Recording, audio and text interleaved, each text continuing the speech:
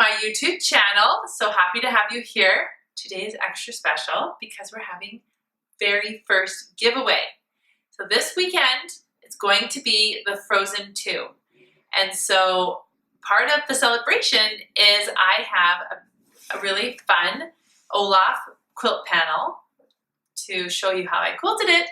And I have not one, but 2 panels that I will mail off for the giveaway. So you have to stay tuned to know the details of how you could win the panel.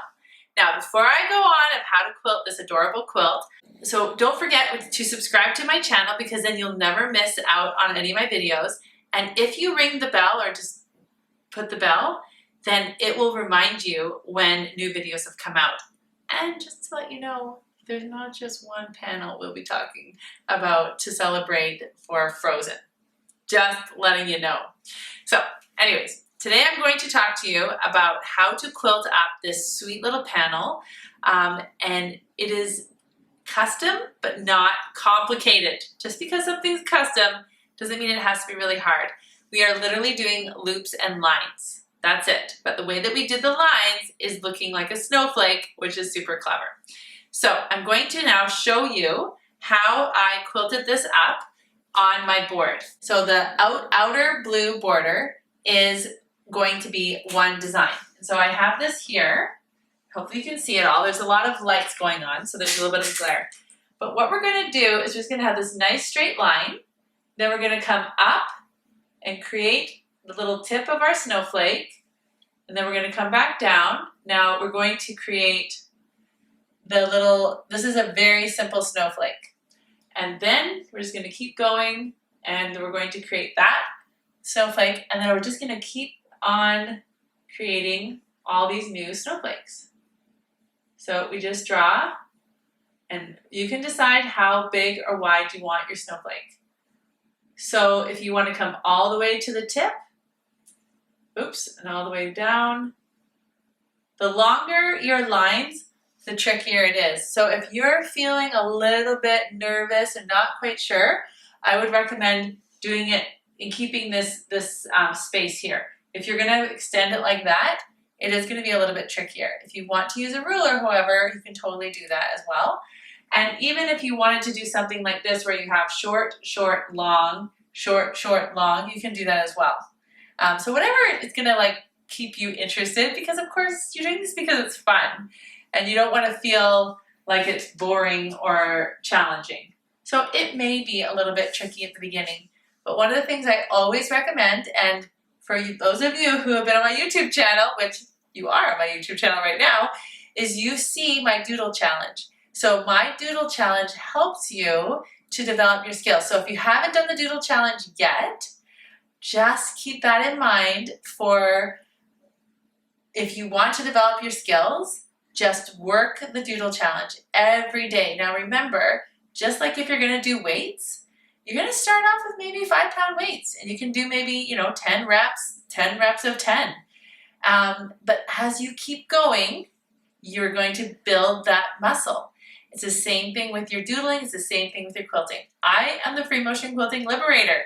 And the reason I say that is that we just haven't given ourselves enough time or effort to get to the skill of free motion quilting that we want yet. That's okay. We have to start somewhere. So again, we just keep going. And so see here how I know that's going to be part of my snowflake. And then I'm going to create, here we have that. And then we're going to just extend it because, imagine that's its own snowflake. And this is a continuation of that. All right. So if we were going to do this pattern, again, we would then come up here. We go all the way up, all the way down. And there we go. So super fun, very simple. One of the things that I recommend when you're working in a border is to just really keep it in that space. It's less overwhelming because you don't have to go anywhere. You're just focused on the area that you're working on. So the next design is very similar to this snowflake, but what I've done is I have my loop and then I'm creating a little bit more of a complicated snowflake. And how I've achieved that is I come straight up and then I have my little snowflake, and then I come to the side, my snowflake, I come out. So it's like we're creating a clock, the arms of the clock. So if we want to come back in here, we can do that. So, and remember, every snowflake is different. So if you want to create your own snowflake, if you wanted to maybe do something like that where it's more pronounced, and then you can do like a double. It's completely up to you. And then if you wanted just to do some singles. So you see how using the same principle as you use for your border, and you're just doing variations of the same. And when you're doing this in your loop, so now here we come along, and then we're just going to, again, and if it helps you to just make your framework first, then you can just come back in and you can fill in your snowflakes.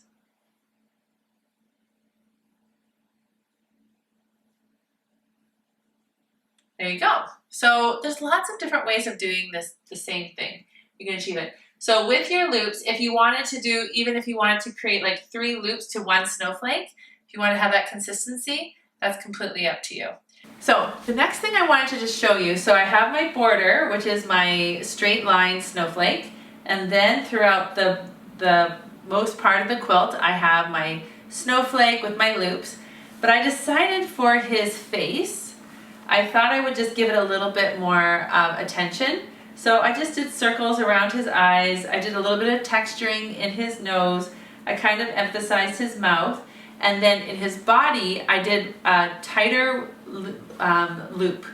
So a tighter loop in his body. I didn't put any snowflakes in his body. So then that would just be on its own. If you wanted to change the color of your thread, you could totally do that. But really, I used the light blue thread, which was really nice because it blended in the top of my border, and then it just had a little bit of contrast. And you can see in the panel, we have quite a few varieties of blue. We have a royal blue, we have a kind of a fresh blue, then we have some white, and then Olaf is kind of a gray white. So if you can pick kind of a common denominator, that lighter blue, then I think it just kind of works. I didn't get too worried about the orange nose. I didn't need to change the thread.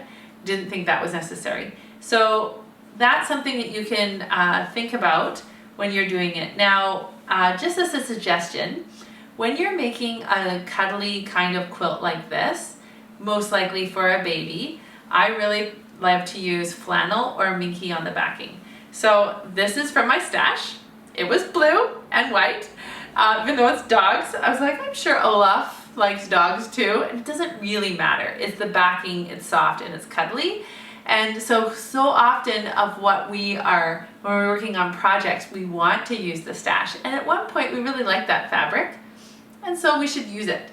And there's no point in just storing fabric. We need to be using our fabric. So I do want you to get creative about using your backing.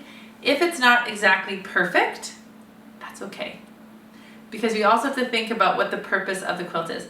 I think it's totally fine and fun to have this fun boy print.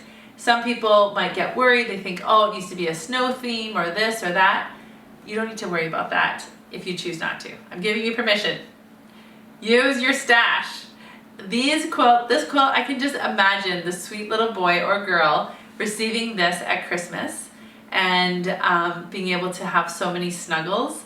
I also added wool batting because that's the other thing. When we're using up all the things in our studio or in our living rooms or wherever we have our sewing rooms, if it's on the kitchen table every once in a while when the dinner's finished, we need to use what we have. And so I went through my pieces of batting, and it just so happened that my batting that was going to work the best was wool. And wool is going to be wonderful for whoever receives this quilt. It's washable, it's warm, it's cool. It can be whatever it wants, and it also has a really nice texture. It's really fluffy, and so those snowflakes really shine. All right, so thank you so much for watching. Now I'm going to now you know how to quilt this panel, and you're like, okay, Dara, tell me how to get my own panel. And I'm not sure if they have them, but I bought these from Nuts for Bolts in Red Deer, and she does have free shipping. But I purchased them just to spread the love of quilting and to celebrate. I really appreciate you coming on my YouTube channel. I really appreciate you subscribing. And so to do that, I want to give back, and I really love being able to do that. So this panel, if you want an opportunity to win this panel, what I'm asking you to do is I want you to follow me on YouTube. I want you to follow me on Instagram, and I want you to tag at least 2 friends. In fact, you can tag as many people as you want. And the more people that you tag and they come and subscribe to my YouTube channel, the more chances you have of winning. And you have double the chance to win because I have 2 of these to give away. I know. And you don't even know about my next video. It's going to be so exciting. So thank you so much for coming onto my channel and watching. I really want to see you find your free motion quilting voice. So I do these videos to help you to be empowered. I remember when my kids were little, I still can't believe I can say that because my youngest is 7, my oldest is 16, and I was making them all these homemade things, and I was trying so hard to do free motion quilting. The internet was fairly new. There weren't as many videos out there. And so it's really fun for me to share with you different ways that you can improve your free motion quilting skills. And why not on a smaller project? Olaf is so cute. Snowflakes are just lines, and loops are just curved lines.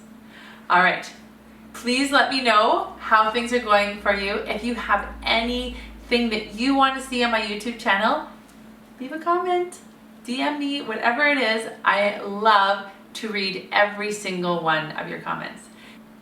Take care, everyone, and also let me know what you thought of Frozen 2.